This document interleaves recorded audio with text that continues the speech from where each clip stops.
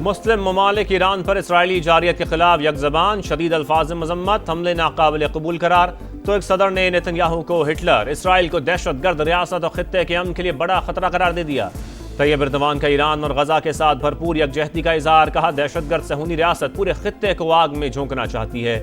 مسلم ممالک اختلافات بھلا کر متحد ہو جائیں۔ یمن، لیبیا اور شام کے بعد اب ایران پر حملہ، یورپ اسرائیل کی پشت پناہی کر رہا ہے۔ تہران کو اپنے دفاع کا مکمل حق حاصل، یقین ہے جیت ایران کا مقدر بنے گی۔ سیکرٹری جنرل کا صہیونی ریاست سے متعلق فیصلوں پر عمل درآمد، مذاکرات کے ذریعے مسائل حل کرنے کا مطالبہ۔ اجلاس میں اسحاق ڈار سمیت 40 ممالک کے سفارتکار شریک۔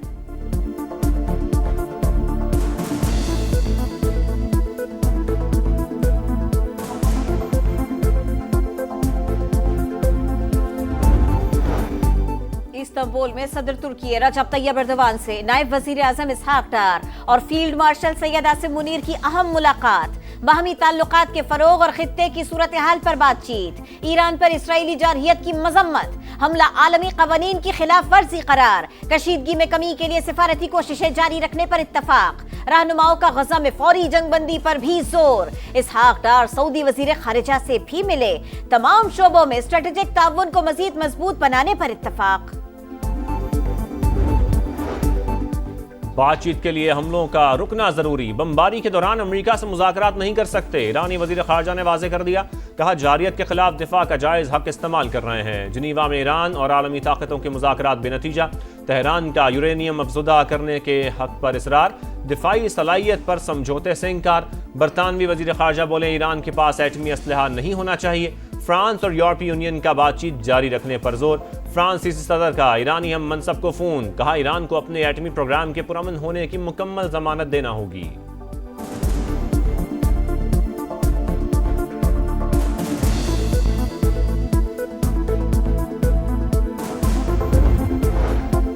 اسرائیل کا ایران کے خلاف جارحانہ اقدام، روس کو تیسری عالمی جنگ چھڑنے کا خدشہ۔ صدر پیوٹن کا کہنا ہے اسرائیل نے جنگ شروع کی، صہیونی ریاست مقاصد حاصل نہیں کر سکے گی۔ روس اور ایران ایک ہی جیسی قوتوں سے لڑ رہے ہیں، تنازعات کا حل پرامن ذرائع سے تلاش کرنا ضروری قرار۔ اسرائیل کے پاس اتنی صلاحیت نہیں وہ ایران کی جوہری صلاحیت ختم کر سکے، امریکی صدر کا اعتراف، مذاکرات سے پہلے سیز فائر کے خواہش مند، کہا دیکھتے ہیں کیا نتیجہ نکلتا ہے، نہیں لگتا یورپی ممالک کوئی کردار ادا کر سکیں گے، زمینی فوج اتارنا آخری حل ہوگا، حملہ کرنا ہے یا نہیں فیصلے کے لیے زیادہ سے زیادہ 2 ہفتے لوں گا، ابھی اسرائیل جیت رہا ہے، تل ابیب کو رکنے کا نہیں کہہ سکتے۔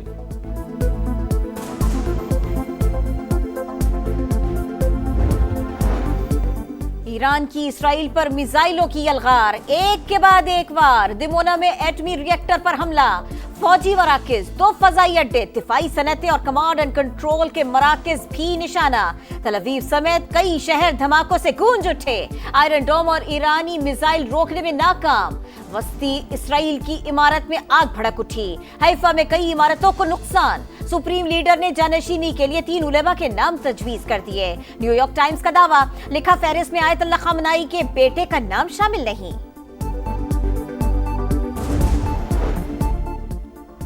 صفاق اسرائیل کی درندگی جاری، ایران کے شہر شراز پر حملہ، فوجی تنصیبات نشانہ، تہران، نجف آباد اور قم پر بھی بمباری، 4 افراد شہید، درجنوں زخمی، اصفہان ایٹمی سائٹ پر بھی بارود کی برسات، پاسداران انقلاب کے ڈرون یونٹ کمانڈر کو شہید کرنے کا دعویٰ، ایرانی میڈیا کے مطابق جوہری سائنسدان اسیر طباطبائی اہلیہ سمیت شہید ہو گئے۔ ایران میں اسرائیلی ایجنٹوں کے گرد گھیرا مزید تنگ، موساد سے تعلق کے شبے میں مزید 22 افراد گرفتار۔ ایران ایٹمی ہتھیار بنانے کی کوشش نہیں کر رہا تھا، کسی بھی رپورٹ کو حملے کا جواز قرار دینا مزے کا خیز ہے۔ عالمی ایٹمی توانائی ایجنسی نے ایک بار پھر ایران کے حق میں گواہی دے دی۔ سربراہ رافیل گروسی نے کہا ایران کے جوہری ہتھیار بنانے کے کوئی شواہد نہیں ملے۔ نتن یاہو پر اقتدار کا بھوت سوار، اسرائیلی وزیر اعظم طویل عرصے سے ایران سے جنگ چاہتے تھے، یہی وہ طریقہ ہے جس سے وہ حکومت میں رہ سکتے ہیں۔ سابق امریکی صدر بل کلنٹن نے کھری کھری سنا دی، ڈونلڈ ٹرمپ سے کشیدگی کم کرنے کا مطالبہ۔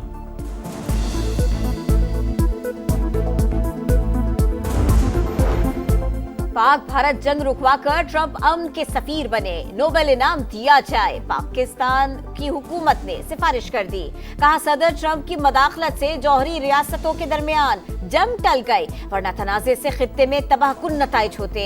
ऑपरेशन बुनियानुम मरसूस, नपातुला और पुरअज़्म फौजी रद्द अमल था। अमरीकी सदर की मसला कश्मीर के हल में मुखलिसाना पेशकश काबिल तारीफ करार।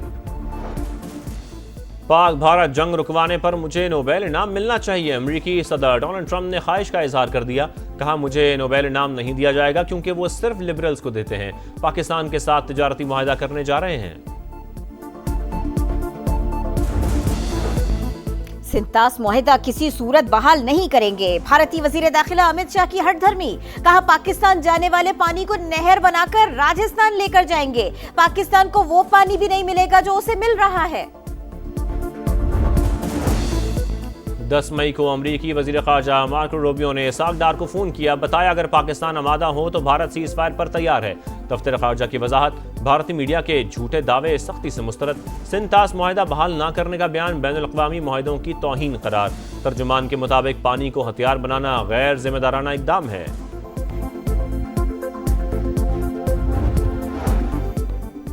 कौमी असम्बली की कायमा कमेटी बराए खजाना का इजलास, सेल्स टैक्स फ्रॉड में मुलव्विस अफराद की गिरफ्तारी से मुताल्लिक तरमीम मंजूर। कमेटी अरकान ने तरमीम को नैब कवानीन के मुतरादिफ करार दे दिया। 6 से 12 लाख सालाना आमदन पर टैक्स 2.5% से कम करके 1%, नॉन फाइलर्स के लिए बैंक से रकम निकलवाने की हद 50,000 से बढ़ाकर 75,000 रुपए करने की तजवीज भी मंजूर। असातिज़ा को टैक्स छूट देने की तजवीज IMF से मुस्तरद होने का इंकिशाफ। सेनेट ने बजट के हवाले से 204 सिफारिशात कौमी असम्बली को भिजवा दी। वफाकी वजीर खजाना का सेनेट की सिफारिशात को फाइनेंस बिल का हिस्सा बनाने का ऐलान। कहा तनख्वाहों पर टैक्स की शरह और इम्पोर्टेड सोलर पैनल पर ड्यूटी में कमी समेत दीगर सिफारिशात तस्लीम कर ली। कीमतों में खुद साख्ता इजाफा करने वालों के खिलाफ कार्रवाई करेंगे।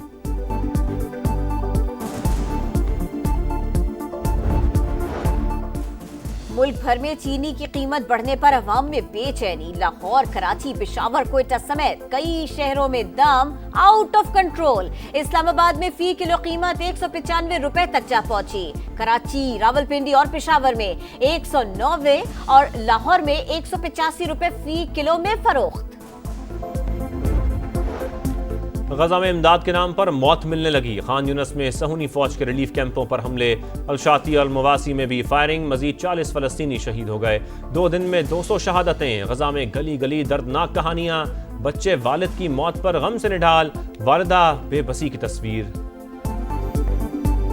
ढूंढोगे अगर मुल्कों मुल्कों, मिलने के नहीं नायाब हैं हम। बेनज़ीर भुट्टो की सालगिरह, दुख्तर मशरिक़ को आलम इस्लाम की पहली खातून वज़ीर आज़म होने का एजाज़ हासिल।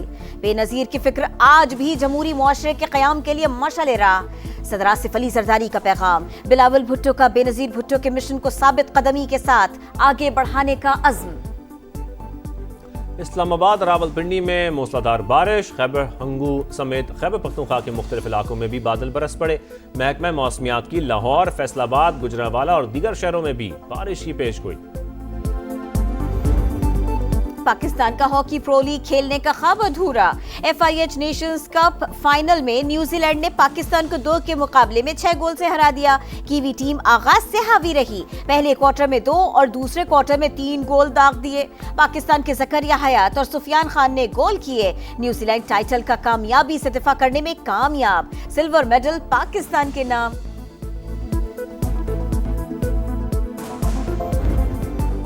और मिली नगमों का सबसे बड़ा मुकाबला, समा की आवाज। मुल्क भर से 16 बेहतरीन आवाजें कल से जादू जगाएंगी, लहू गरमाएंगी। उस्ताद गुलाम अली खान, इसरार शाह और सारा रजा खान जज।